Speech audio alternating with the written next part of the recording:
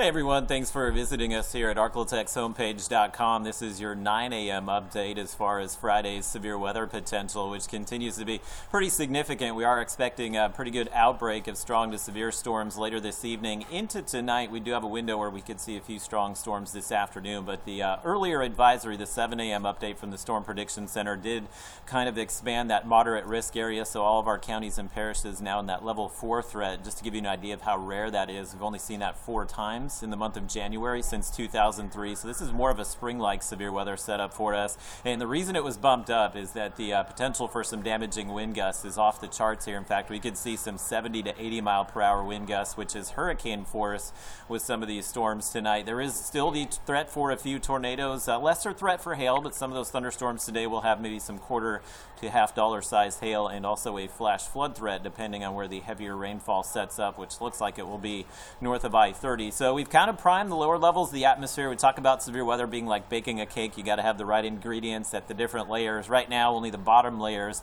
primed for severe weather, as we do have temperatures in the low to mid 60s. And you know something's weird in January in the morning if you step out and it's near 70 degrees. And you can see the south wind continuing to yank all that Gulf air and Gulf moisture into the region. So that will be the fuel for some of the thunderstorms a little bit later. And your forecast highs today will be in the mid 70s. So you get temperatures in the mid 70s, ground starts to heat up, air starts to rise, and that's why we're expecting some of those thunderstorms to pop off late this afternoon, early this evening. So looking downwind, we do have a severe thunderstorm watch for portions of Kansas and Oklahoma, and those watches will kind of build towards us this afternoon. Expect that we'll likely see a tornado watch issued at some point this afternoon or early this evening for all locations today. So the bottom layers of the atmosphere are set for the severe weather. The reason we're not seeing any severe weather this morning is we don't have the upper level support, but that changes the top layers of our cake, so to speak.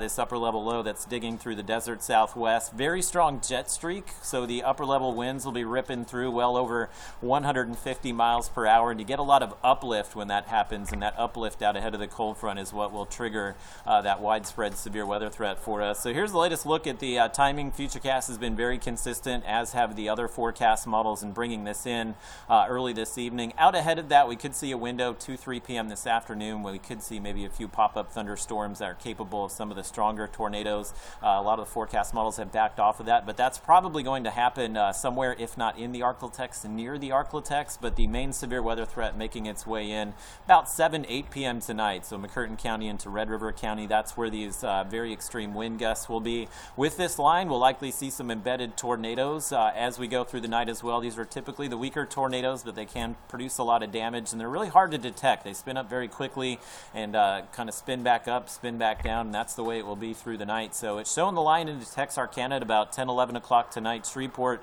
maybe closer to midnight. Keep in mind timing could speed up or slow down just a little bit, but it gives you an idea of when the storms will be there. And most of the severe weather should have come to an end by the time we get to 3-4 o'clock in the morning. So the other thing we're watching for, potentially could see some flash flooding across the region. That will be a significant issue if you're out on the roadways there Saturday morning. So latest indications showing maybe 2 to 4 inches of rain along and north of I-30. So we do have a flash flood watch north of I-30, but even if you're not in the watch, Shreveport, Texarkana will likely have some flooded roadways here in the morning. So if you do have plans to be out there early Saturday, could have some high water on the roadways. And keep in mind, with the high wind gusts today, a lot of tree damage and power outages, so there may be some debris in the roadways that isn't cleared if you're out there before sunrise. So look at the 7-day forecast again. We salvage our Sunday here, but a fairly active pattern setting up next week as well. I do think there will be a severe weather threat at some point, maybe next Wednesday. So we get one dry day in there. The rainfall will just kind of add up to those totals next week, so we could see that flash flood threat extend into next week the way it's looking right now. But again, make sure you do review your safety plan with your family, know where to go if there is a tornado warning issued a little bit later today.